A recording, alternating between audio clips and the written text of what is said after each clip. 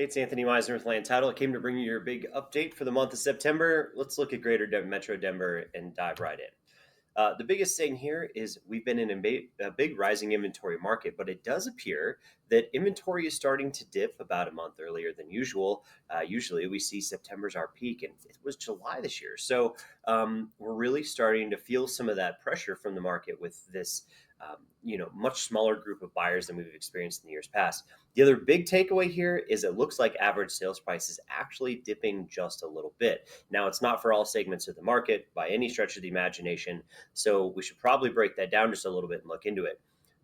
The other thing that I really want to talk about supply wise was we hit 10,000 units this last month. We were above that in July.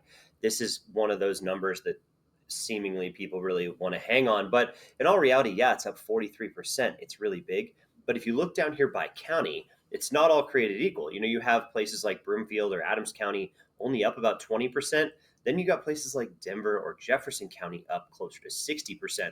So some of these markets have felt a serious swing. That's a big jump. Now, what does that really mean for your buyers and sellers? What it really means is at 3 months of inventory, we're basically talking about more of a balanced sort of market out there. Some markets, Jefferson is still in the mid twos. It's going to feel less competitive than it was before. The problem is we just have more listings coming on the market than we have buyers purchasing homes. So that's kind of where this has been. Now, this is the highest we've seen in inventory in a while, but in all reality, it's not that high yet. It does feel high because we're not used to seeing 3 months of inventory around here, at least for the last, 6, 7 years or so. Now, if we look at days in MLS, days in MLS is one of those indicators of how long is it taking to sell home, right? It's active to under contract time. So it takes about 38 days on average. That's 50% more than it was this time last year. That being said, 38 days on average is not that terrible. It was just a lot like it felt in May or June about this time last year. So expect that to continue to rise through the end of the year.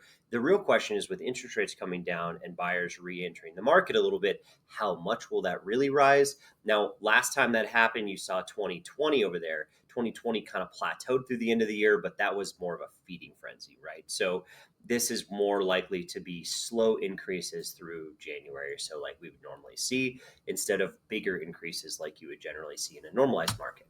Now, let's go to detached and unattached separately because I think the biggest takeaways here are what are happening in the much more stable detached market versus the sort of unstable, flighty attached market that we're experiencing right now. And that's largely due to transitioning markets transitions at different speeds, right? So different locations transition differently, which we've been seeing, but you can really see it here as well. So I wanted to point this out.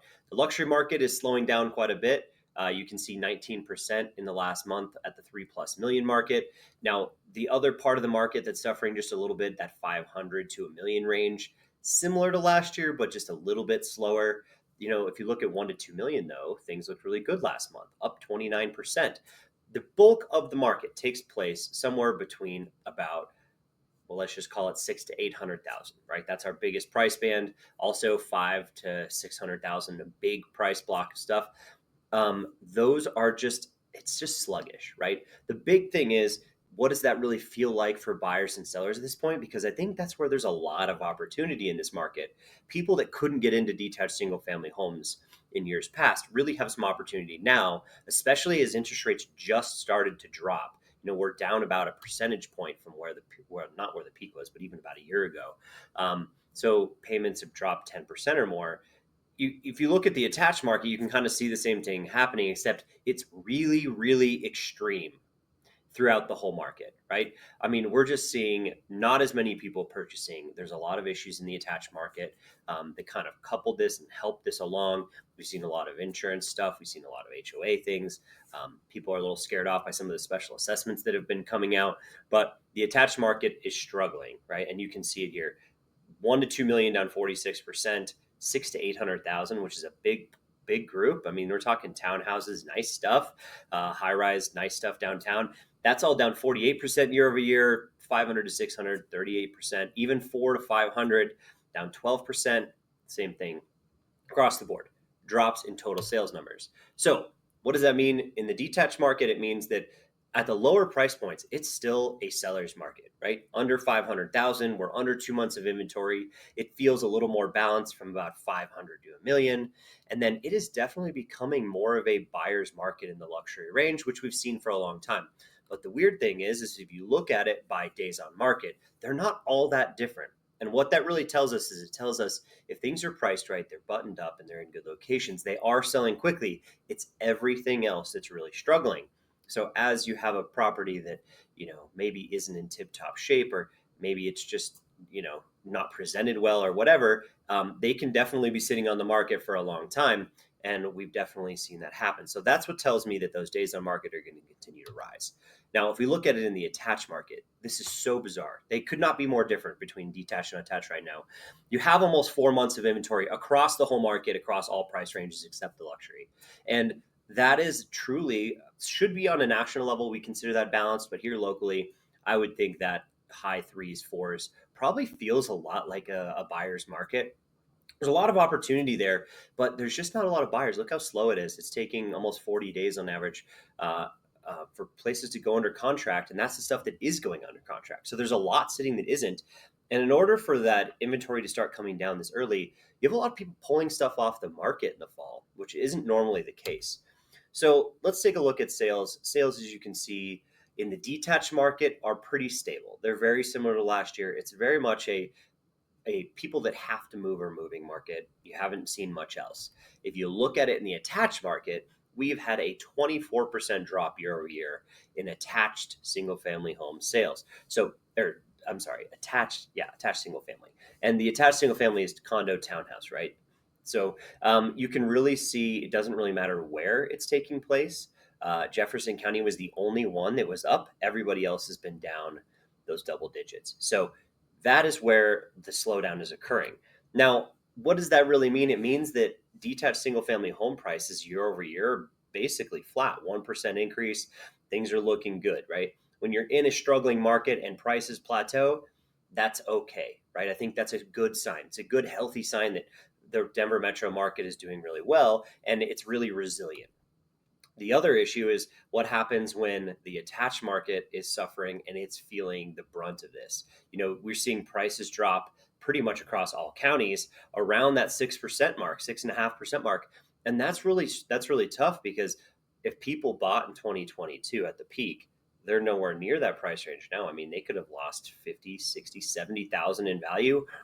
I mean, even just the average change is basically $31,000. So this is a tough one, and you can definitely use this with your attached people to have them hang in there. If they own a property, maybe they need to rent it for a year or two. They're not going to stay decreasing in value, right? I mean, it's just not realistic. As interest rates come down, there'll be a lot more demand that comes back to the marketplace. I think that's the big key is that's kind of what you're waiting for. So look at it here. You can see the sales volume very similar to last year in the detached market across every single month. The attached market, it's been every month we've seen these big drops in sales other than January and February. So when you're kind of articulating this to your clients, just understand where the changes in the market are taking place the most, and it's on the attached side. Now, you can see 99% listed sale price, and this is really taking place all the way up to a million. If you get over a million, that's where you're really starting to see some of those discounts take place.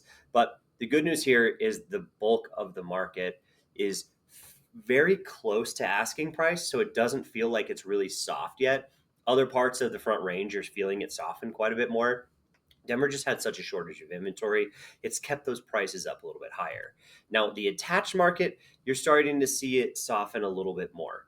Year over year change, it's all down about 1%, which tells us, and you can see it here in the seasonality, it's really been trending down since about March.